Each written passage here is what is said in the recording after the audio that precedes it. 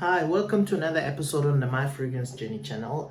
This videos are essentially around just rounding off, some of the December, 2022 year-end releases from a couple of, major, designer fragrance players.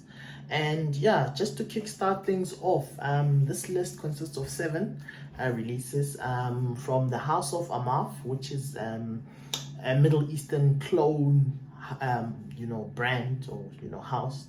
There was, I think, from like mid December or so, they released like 4 fragrances in the Club de Nuit line of fragrances, starting with Club de Nuit Iconic, which is a blue fragrance. Very interesting bottle. I've seen a lot of good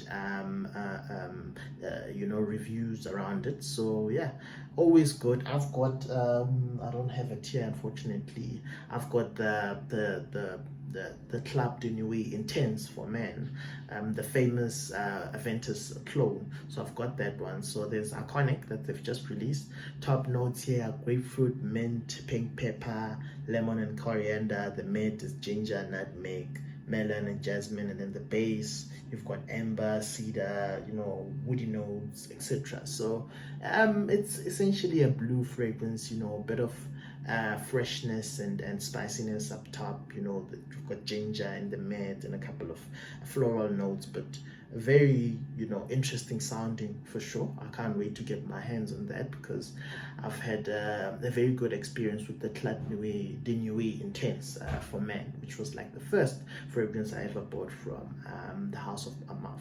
The next one was it's an additional to it's a flanker of the Club de Nuit urban fragrance, and this one is Urban Man Elixar. And this one, from what I've read, people are describing it as a Sauvage meets Aventus type of scent. So very interesting because it combines 2 very popular fragrance DNAs. So the top notes here: bergamot, pink pepper, jasmine. In the mid you get lavender, geranium, and then the base, ambroxan is listed as a note here. So definitely a blue scent DNA there: amber, cedar, labdanum. Yeah, so that's Club de Nuit Urban Man Elixir.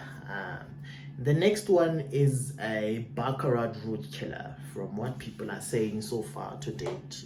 Early reviews of this. The bottle, as you can see, it's sort of a red, yeah, it's a mesh, as you can see.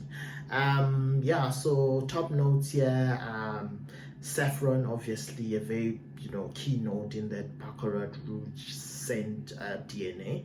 You've got saffron, jasmine at the top. The middle notes are ambergris, amberwood, and then the base you've got fir resin and cedar. So yeah, it's definitely that powerful, a very engaging type of scent.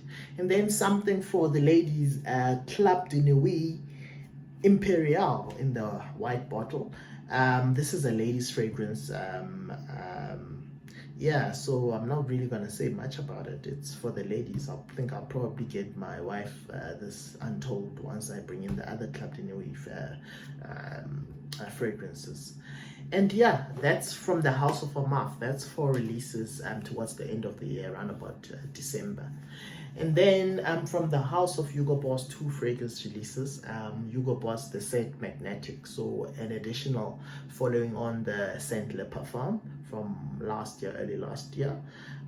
So here the star of the show is the Maninka fruit.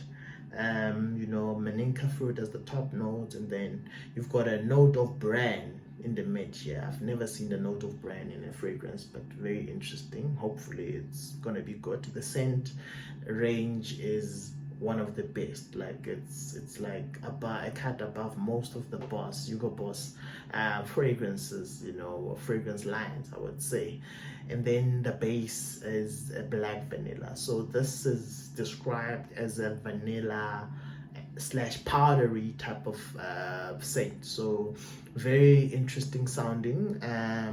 Well, at least the notes sound interesting. Hopefully the scent will be good, but anything from the scent range is very good. So Hugo Boss, the scent was a release from Hugo Boss. The next one is from the Hugo Boss Man line, Hugo Jeans. So it's described as a fresh woody, so notes of grapefruit, lime at the top, and then middle notes juniper berries and mint, and then base notes of cedar and vetiver. So the freshness and then the woods, that's that type of combination. The note of mint I've never really liked a lot in fragrances, but hopefully this one doesn't, you know, kill it for this particular fragrance. And my hope is for this Hugo Jeans is for it not to be unforgettable, because a lot of these flankers from the Hugo Man line sort of disappear into the ether, you know, because they're just not significant enough, so to say. You don't remember them after a while. The next one is from the house of Maison Magiela, from the Replica range. This one is On a Date. So top notes here: blackcurrant, accord, bergamot, pink pepper.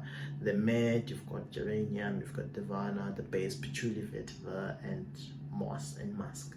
So very, you know, I'm not very familiar with these fragrances. I've smelled, you know, by the fireplace. I love it. Hopefully this will follow on to that type of, you know, exceptional perfumery that we've come to expect from the Maison Martin Magiela Replica line. So On a Date is the fragrance. The next one and the last one of the, you know, late, you know, 22 year and December releases is from the house of Benetton, United Colors of Benetton, and the fragrance is We Are Tribe. And as you can see from the, you know, presentation, the, you know, the bottle, you know, very youthful looking. It's essentially a hoodie, so definitely targeting the younger you know, demographic there, you know, people in their 20s, early 30s, probably teenagers as well. Top notes of kumquat, grapefruit, pink pepper, so fresh and a bit of spice there at the top. And then the mid, lavender, basil, verbena, tonka bean. Very decent notes there. Whenever there's tonka bean, there's bound to be a good fragrance in the offering. Base notes are cypriol, vetiver, and modern amber.